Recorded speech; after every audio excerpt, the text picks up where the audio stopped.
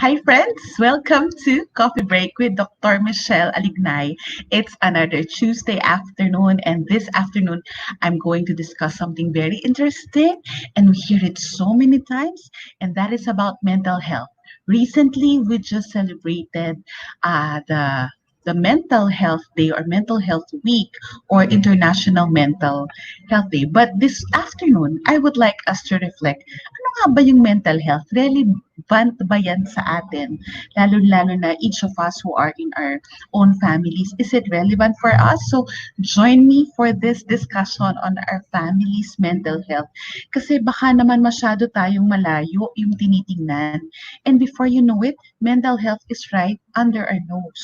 We can do small steps to be able to help ourselves and to be able to help our families have better mental health. So, uh, let me just go through this. And okay, friends, join me for this afternoon's discussion. Say hi if you are here joining me already. And if you are familiar with this topic, please come and join me in this discussion.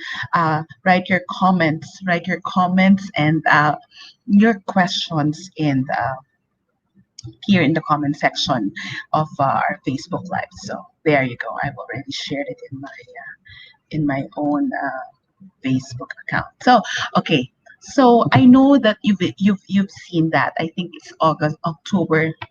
It's not 10/10. I think it's October 10 or October 11. It's the World Mental Health Day. So itong mga bagay na to, hindi ba natin napansin, the mental health movement has become very much dominant just in the recent years. Hindi natin to pinag-uusapan dati, ayaw natin harapin. And right now, it's good that we are having this conversation. Coffee Break is for real-life conversations regarding family life, faith, and well-being. And I believe mental health is actually what we're talking about. Coffee Break is actually a mental health and sanity. You know, the original title of Coffee Break, it's Family Sanity Check. Kasi it started during the pandemic. It started during the ECQ. So what I say, sanity check. Let's check if we are sane. Yes, we know how to be safe. Alam natin mag-sanitize, alam natin yung protocols na dapat gawin for us not to get sick with anything. But do we really know what it takes for us to be sane? Do we really know uh, what can we do to be able to help ourselves to manage everything that's happening? Diba, sobrang daming nangyayari sa atin. Sometimes we feel that we want to lose it. So this afternoon, I'll explain to you some points regarding mental health and how is it in the family. And on Thursday, in the succeeding session, ganun ang ginagawa natin. Every week, we talk about something na isang theme lang tayo for the week. I just would like to share with you. I have to keep my sanity in check also. I'm starting to teach again in the college and in the graduate school this week onward. So it's going to be very hectic for me, but please do join me for coffee break at 1:30 p.m. every Tuesday and Thursday. So thank you for those of you who are here already. I've seen friends. I've seen some are very familiar names already. Some are new, so say hi. And I just would like to ask the people here. How was your sanity just the past month? Ito lang nakaraang one. How is your sanity? Let's have a sanity check. In your family, I know many of you are home. So from the time that we started in the lockdown, were you able to keep your sanity in check? I know you're able to keep yourself safe, but are you able to keep yourself sane? Sane. These are very critical areas that I would like you to think about. How are you able to keep yourself sane? So yan. Kath, medyo buwang na ate, may kasamang tawa. I'm sending you virtual hugs, everyone. Especially Kath na sayaw. I'll just ask you. At the rate of 1 to 10, then tayo ngayon na 1 to 10, friends. How is your sanity today, right here, right now? Being there and whatever situation you have, work from home, you're with family, you're far from family. Ayan, gusto ko yung mga medyo Eileen, sabi niya, may times na insane pero bumabawi. Alam mo, gusto ko yan eh. Kasi you're so real.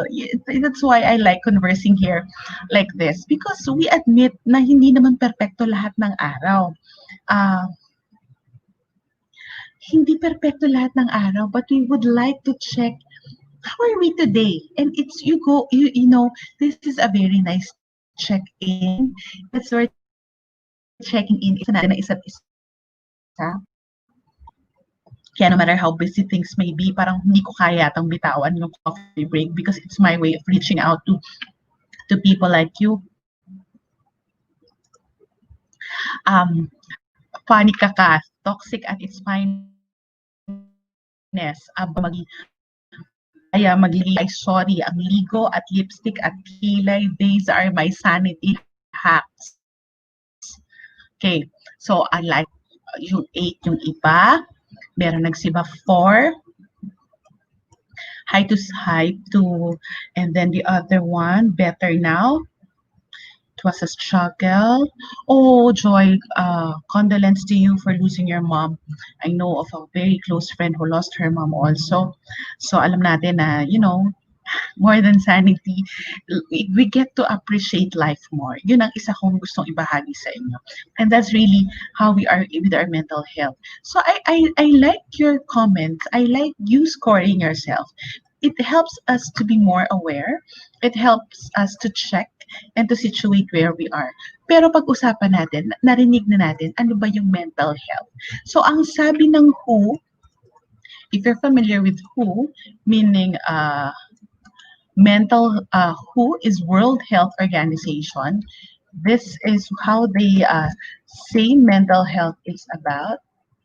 So in the World Health Organization in 2018, in the influx of so many concerns, they said that mental health, I'll just show, mental health is a state of well-being in which an individual realizes his or her own abilities, can cope with the normal stresses of life, can work productively, and is able to make a contribution to his or her community. Bago natin himayin ito mga kaibigan, gusto ko muna tanungin sa inyo.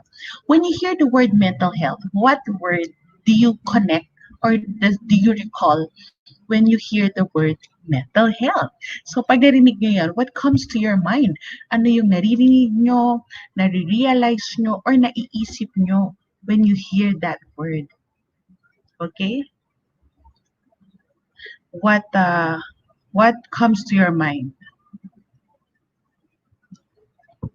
Anybody who can tell me what comes to your mind? So we're engaging here. I would like to see your comments. Ano yung ayun, ganda naman yan. Self-awareness. What else?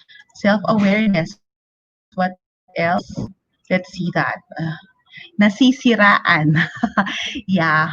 You know, that's why it's very nice for us to check where we are in our mental health, sanity of a person, because many people do not want to talk about mental health. And if we are not very cautious about it, ang tingin lang natin sa mental health is about the problems. Yan, stigma. Sabi mo nga, Marizel, depression, anxiety, joy, it's a stigma, yes. Wow, Leia, mindfulness, agree. The sanity of a person, Matt from Lapu-Lapu City, from Peace Lapu-Lapu. Okay, so mental health, as I said earlier, balikan natin yung definition na, at isa-isahin natin. Mental health is a state of well-being. It's a state of well-being. It does not say about mental problems. So contrary to what we've been hearing, that mental health is about anxiety, depression. So these are already called mental health concerns or mental health diseases or illnesses. So ito, mental health is a state of well-being in which an individual, isang tao, realizes his or her own abilities. Ibig sabihin, nagagamit ng isang tao ang kanyang mga kapasidad, ability, and can cope with the normal stresses of life, can work productively, and is able to make a contribution to the society, to the community. So, tingnan natin isa-isa. Friends, when we say, yan, ba, we're looking into this, we're talking about family mental health, let's reflect. It's a state of well-being. So, kaya chinecheck ko, it's just not the mental illness. It's just not about our if we are affected already by psychological illnesses or as the sabi nga namin, diseases of the mind or the intellect. But when we look at it, it's a state of well-being, and that's why on the next episode I'll talk about well-being, and which we realizes our own ability. Ibig sabihin, okay yung state natin at nagagamit pa rin natin yung talento natin.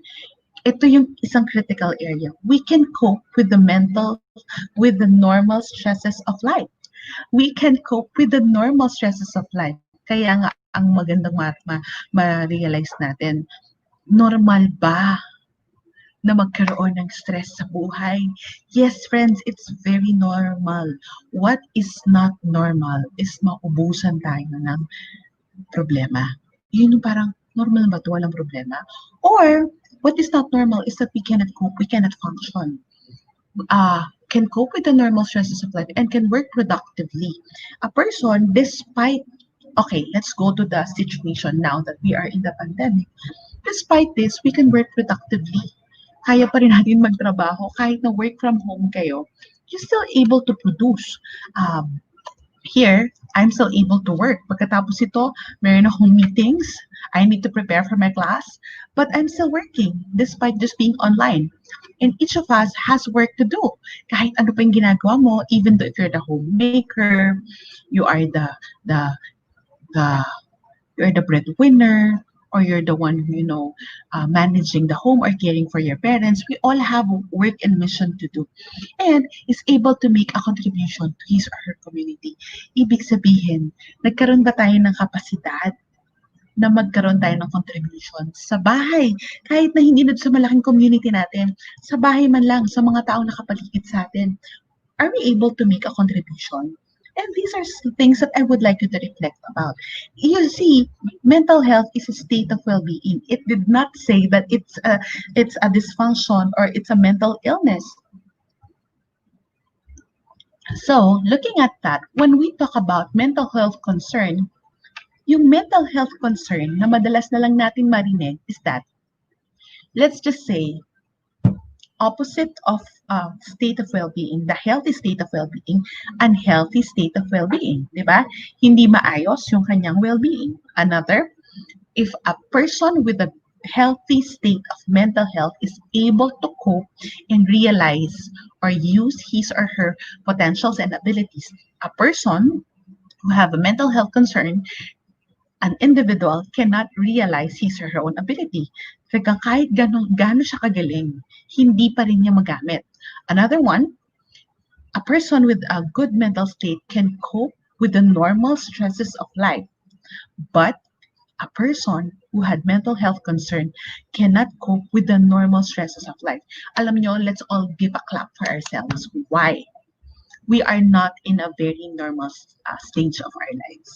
Yung mga nangyayari sa atin, sabi nga, new normal. Yes.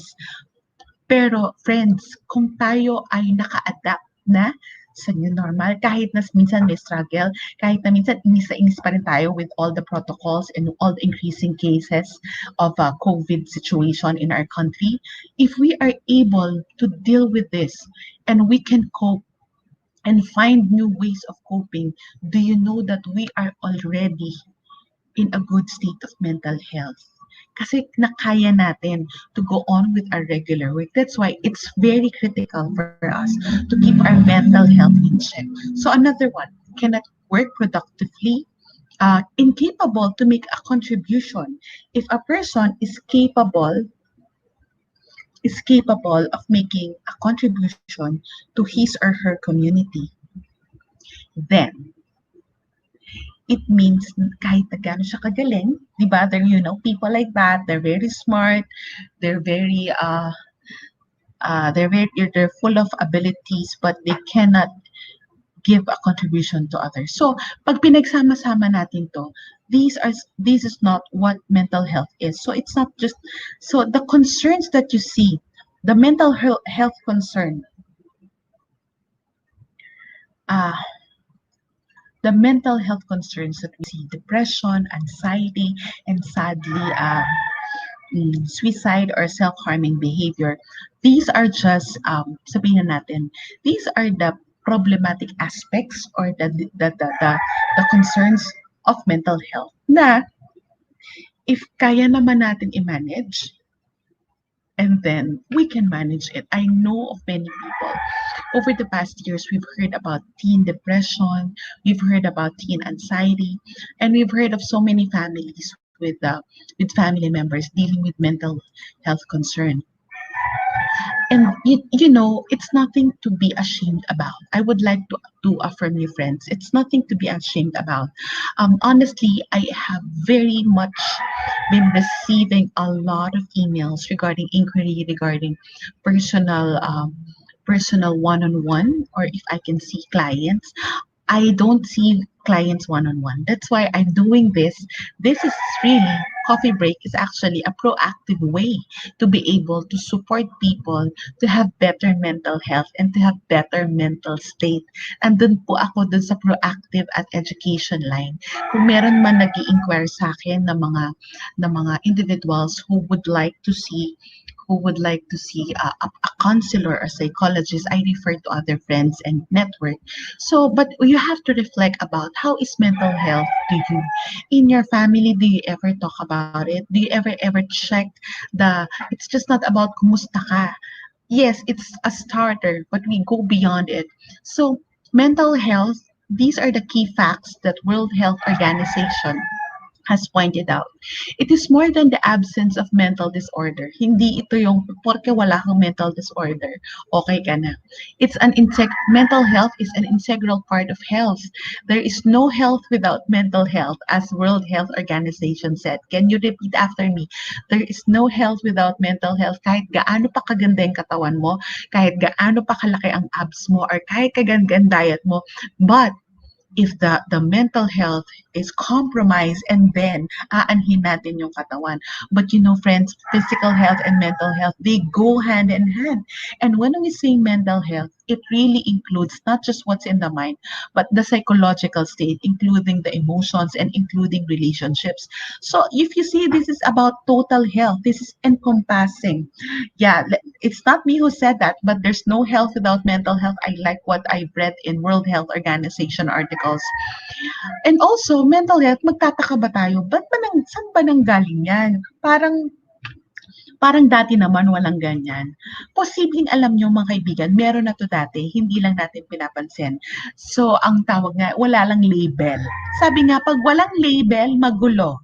'Di ba? Sa mga single na nandito, pag walang label, gusto ko yung narinig ko sa pare nung si kay Father Joel Ason, my favorite priest last Sunday, sa homily niya.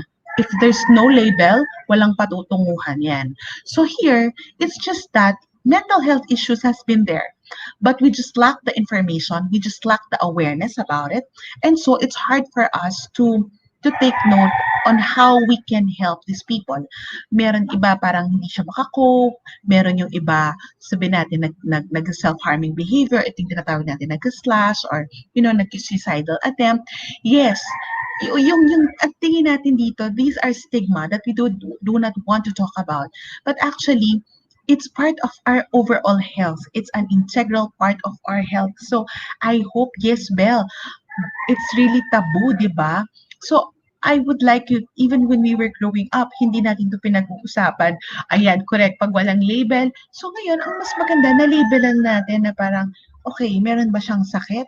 Or pag sinabi na, meron siyang mental health concern. Mas maganda yun, friends. Hindi natin pwedeng sabihin may sakit sa utak, ang saklap. Lalo na kung tayo doon. But sometimes it's not a sickness. It's a concern. It's a concern that we are trying to to remedy. Sometimes there are people who are much more susceptible to mental health concerns than others. Meron, it was have been studied how uh, the way we were brought up, you know, has really a lot to do with our mental health. Kaya friends, kung titingnan nyo, mental health starts and it affects our family. Hindi nyo ba napansin how it starts in the family and how it ends in the family? So, what we need to do is really protect and restore the mental health of each and every family members.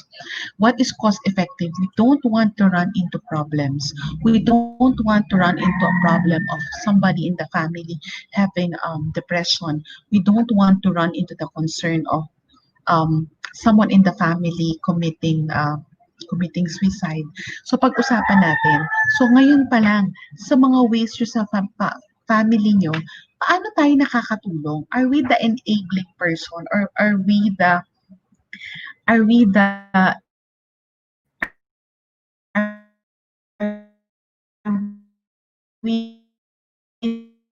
life giving person or are we the disabling person? Yun ang pinakamagandang tanungin sa sarili natin about that.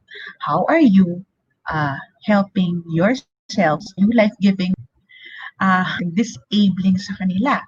Disabling meaning tayo pa yung nakaka-burden or nakakapagpahirap. So, when we say mental health, friends, mental health is actually not just defined by World Health Organization. Hindi lang to basta, hindi lang to distant because it's too real for many of us. Tandaan natin, how are we becoming a helpful person? Are we the protectors of the mental health? Or are we the enhancer of mental health in our family? Or we are the basher or the disabler of mental well-being in their family? And if we would go back to the definition, mental health, it's the well-being, a state of well-being. Kaya i-consider natin, ano ba yung well-being? Balik tayo dun sa well-being. What's the real deal on well-being? Coffee break, it's for family life and relationship topics. It's about faith and it's about well-being. The real deal on well-being, it's the wellness, yung naririnig natin, of the mind, of our emotions, of our bodies, and of our relationships and our spirituality. That's total well-being. And I'm just not talking to you about our physical health. I'm just not talking to you. We have to understand how our mental health and well-being goes hand in one. It was said by Pamela Hayes that well-being is not just being well yourself. It's about doing well, acting in ways that increase the well-being of others. Friends, anong sagot sa mental health state? How can we increase our mental health? We'll go for being well. We'll go for establishing better well-being in our families. Well-being, it's not just being well yourself, hindi lang para sa'yo. It is about doing well and acting in ways that increase yung nakakadagdag tayo sa well-being ng iba. Kaya ang sarap uling tanongin, friends, nasaan tayo dito? Are you the life-giving or are you the disabling person? So, what are the elements of well-being? If mental health, I've defined with you what's mental health, but do you know, when we look at the elements of well-being, it includes happiness, it includes healthy relationships, and of course, critical dyan is the family relationship. And that includes under the umbrella of well-being, that is where mental and physical health is under. Doon pa lang siya under. And of course, ang pinaka-critical that we need to reflect on purpose. The purpose that we are called for. So, when we look at that, these four areas, they support each other. When you say, oh, the first area of well-being, it's happiness. Happiness, this is not just about the happy emotions. These are the life satisfaction. I am happy no matter what feeling I have. Even though I'm sad today, I am still satisfied with my life. That's happiness. That's life happiness. The other one, it's happiness, and the other one is of course the mental and physical health. Magkasama yan, 'di ba? There is no health without mental health. And the third one, it's the healthy relationships. Friends, ito yung sa pamilya natin, ito yung sa mahal natin sa buhay, sa significant others. The well-being of one affects the well-being of all. I like this analysis that in our mental health, the health in establishing healthy relationships, that's why the role of the parents is very critical. Because if their mental health is at stake, it is likely that at stake, at risk. It is like how can they raise the kids? And we will go back to that magic question. How come some kids have mental health issues? Meron nagpakamatay during dahil nakita ko yun sa news. Somebody would some would take suicide because of online classes. Uh it may we can consider that the online classes or this stressor, remember the inability remember my favorite problems are not the problems. Coping is the problem. Can you say that with me again? Problems are not the problems. Coping is the problem. That's my favorite quote from Virginia Satir. And it's true. So all of these things, the mental health manifestation and the mental health state of many people right now around you, within you, and especially the ones with you and yourself and your family, they are actually just a manifestation of other problems, underlying problems, unconscious problems that is already inherent. Andyan na yan. Simula't simula nandyan na yan. Nagkataon lang na this challenge to mental health called the COVID-19 pandemic, it triggered the mental health. That is why in the family, I have to repeat this, healthy relationship, the well-being of one affects the well-being of all. If you grew up in a family that is already medyo pandemic ang buhay, you know what I mean? Yung there's a lot of mental health issues that are, that's the underlying theme or pattern. If you are not aware and you're not proactive, how you're going to take care of yourself, and then you might be a candidate for mental health concern. Kumbaga, meron ka ng possible triggers.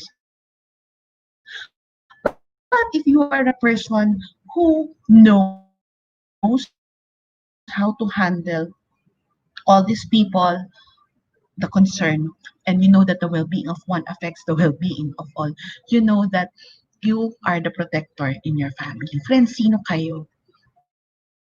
Sino kayo? Are you the protector or are you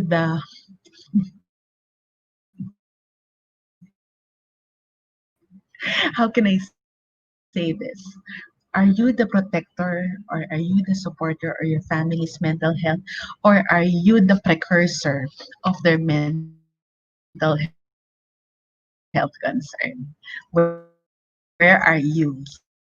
Sagutin niyo ako with all honesty of well-being. Usually magkakasama eh, na booking na hindi maayos yung relasyon, lalong nag-aggravate yung conflict in the family. So with this one, and if one is not well, many are not well.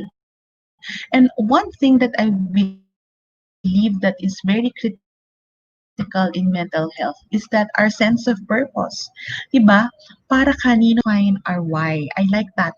Kanina, that's the quote of Brother Bo Sanchez. He said that if the why is strong, the how is easy. I love that quote. I'd heard that from Brother Bo, and I also heard that from Brother Arun Gog na they're my favorite preachers, and they said that if the why is strong, it's the belief for me, my purpose is to give thanks and to give glory to the Lord, to do what He wants me to do, and finding meaning in one's choices and actions. So sa lahat ng ginagawa ko, my way of work, my way of reacting to the family, that's really meaning and finding meaning in one's choices and action. Is my life directed in the main purpose that I have in my life? Pwedeng kanya-kanya tayong purpose. Can iba-iba tayo ng mission, kanya-kanya tayong vision. Our why is strong. Kaya if they do not find the purpose anymore, or if their worth is just dependent on their purpose, they made their worth their purpose.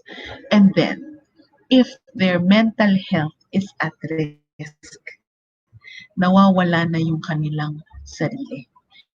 They lose themselves in the process of their purpose. I don't know if that is very clear, but purpose is really finding finding meaning in life, finding what we can do despite of everything, and connecting ourselves into something bigger.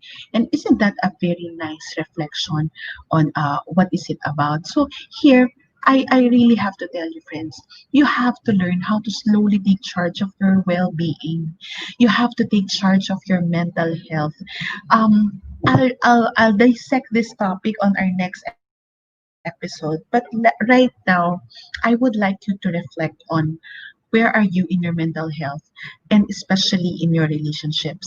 Do you have healthy relationships? Do you have healthy body and healthy mind? And also, do you have a healthy heart? So, um, I would really like you to just be aware, be aware of where you are in all this, in the middle of the pandemic, where you are in the middle of the crisis situation, where you are amidst all the work that we are doing, where you are amidst all the demands of your family, where you are amidst your grief, where you are amidst all the changes, amidst the loss, where you are. I would like you to be aware of it. And it's already also one, be aware of where you are. The second, be aware of how are these all to you. You have to admit to yourself, naapektuhan ka ba? Huwag mong sabihin, okay lang ako. It's very good for us to understand how it all affects us. These challenges, nainis ka ba? Na-challenge ka ba? Gusto mo bang lumayo muna? Gusto mo bang you just want to throw in the towel? Do you just want to pause for the day? You just want to say replay or game over? Nasaan ka? One, be aware of where you are and your mental health state in your relationships. Second, how this did what is the effect of all this to you? And third, I would like you to understand how can you be better amidst all these challenges? Yun ang key to better mental health.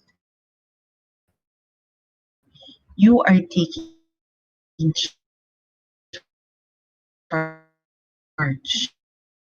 of your mental health. But how can I move up from it? You know what sets strong people from others? They are also bombarded by life. Lahat tayo. Pero they know that they can cope better and then they can do well and even better again. They do not have perfect lives. Strong people, resilient people, people with good mental state, they don't have everything. They just have the means and the healthy coping skills to take charge of themselves, their well being, and their mental health. That is enough for you today.